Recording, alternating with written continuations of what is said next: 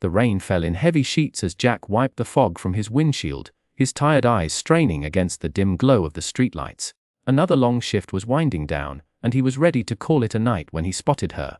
A lone figure standing beneath a flickering lamp, her white dress streaked with dark, wet stains. Blood. The word slithered into his mind before he could stop it. She climbed into the back seat without a word, her movements slow and deliberate. The scent of something metallic and sour clung to her, making his stomach twist. "Where to?" Jack asked, forcing cheer into his voice. The woman didn't answer. Instead, she raised a pale hand and pointed ahead, toward the industrial district. A part of town even the rats avoided after sundown. Jack swallowed hard and pulled away from the curb. The radio, tuned to a late-night jazz station, suddenly erupted into static. He reached to adjust it, but the noise only grew louder, a cacophony of garbled voices and distant screams. His fingers froze on the dial. Outside, the streets were empty, too empty. No late-night stragglers, no other cars, just rows of darkened windows watching him like hollow eyes. A prickle of unease crawled up his spine. He glanced into the rearview mirror. The woman's reflection wasn't there. His breath hitched. Slowly, he turned to look over his shoulder. She was still seated, her head tilted slightly, lips curled into a smile that didn't reach her vacant, staring eyes. The GPS screen flickered, then rerouted, directing him down a narrow, unmarked road he'd never seen before. Jack's hands tightened on the wheel. Something was wrong, terribly wrong. But the car kept moving forward, as if it had a mind of its own, carrying them both deeper into the night. The cab's interior felt unnaturally still, the hum of the engine the only sound breaking the silence. Jack kept his eyes on the road, but his instincts screamed at him to check the rearview mirror again. When he did, his breath caught in his throat. The woman's reflection was gone. His pulse pounded as he whipped his head around, only to find her still seated in the back, her dark eyes fixed on him. Her lips curled into a slow, unsettling smile as if she knew exactly what he'd seen. Or hadn't seen. Swallowing hard, Jack turned back to the road, gripping the wheel tighter. The streets outside were deserted, the flickering streetlights casting long, twisting shadows. The GPS on his dashboard suddenly sputtered, the screen glitching before rerouting them onto a narrow, unpaved road lined with gnarled trees. Jack frowned. He'd driven these streets for years. This road didn't exist. Yet here it was, unfolding in front of him like a trap. The woman remained silent, her presence a weight in the back seat. The radio crackled to life, spewing static before a voice, distant and garbled, whispered, "Wrong turn." Jack's knuckles turned white. He tried to speak, to demand answers, but his voice died in his throat. The trees outside seemed to lean in closer, their branches scraping against the taxi's windows like skeletal fingers. A cold draft seeped through the cab, raising goosebumps on Jack's arms.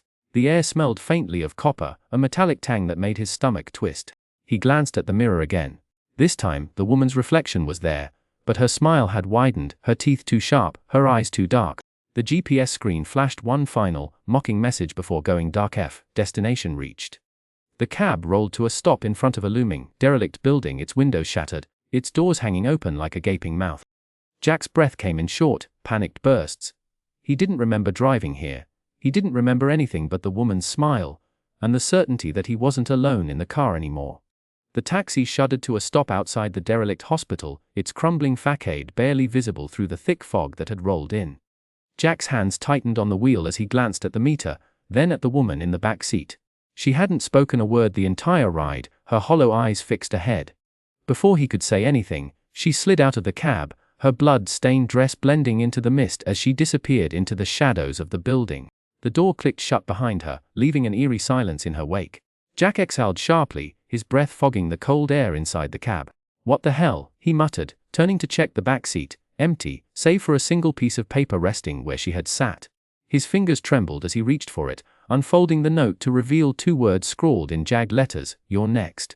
A chill crawled up his spine. Before he could process it, the lock snapped shut with a hollow thunk. Jack yanked at the door handle, but it didn't budge. The engine was off, yet the cab felt alive, the air thick with a metallic tang. Blood. He pounded on the window, but the fog outside had thickened, swallowing any trace of the world beyond. The radio crackled to life, spewing static, then a whisper, "Find her," and outside something moved in the mist. A figure, tall, too tall, lurked near the hospital's entrance. Jack's heart hammered. The woman, no, this was something else. The shadow tilted its head, as if studying him, then vanished. The cab's interior lights flickered, and for a split second, he saw her reflection in the rearview mirror, smiling, her teeth too sharp. Soft at first, then rising, overlapping voices murmuring from the empty seats. "You're next. You're next." "You're next," Jack screamed, but the sound was swallowed by the darkness pressing in around him. The doors were still locked. There was no way out. The whispers started softly, like rustling leaves, but soon grew louder, forming words Jack couldn't quite make out. His grip tightened on the steering wheel as the hairs on the back of his neck stood on end. The back seat was empty. He'd checked twice. Yet the murmurs persisted, slithering into his ears like serpents of sound. A chill seeped into the cab, frosting the windows from the inside, and Jack's breath came out in visible puffs. The radio crackled to life, cutting through the static with a voice that didn't sound human. "Find her," it hissed, over and over, each repetition more urgent than the last. Jack's heart hammered as he frantically adjusted the dials, but the station wouldn't change. The voice grew louder, more insistent, until it felt like it was coming from inside his own skull. He slapped the radio off, but the silence that followed was worse. Then the smell hit him, thick, metallic, unmistakable, blood. It saturated the air, coating his tongue with its coppery tang. Jack gagged, rolling down the window, but the stench only intensified. His pulse raced as he glanced at the rearview mirror, half expecting to see the woman's grinning face. But the reflection showed only the empty seat, the leather now streaked with dark, wet stains that hadn't been there before. The whispers returned, louder now, forming a single phrase, "She's waiting for you." Jack's hands trembled as the temperature plummeted further, his skin prickling with dread. Something was in the cab with him. Something unseen, and it wanted him to find her. The air inside the taxi grew thick with the metallic tang of blood, making Jack's stomach churn.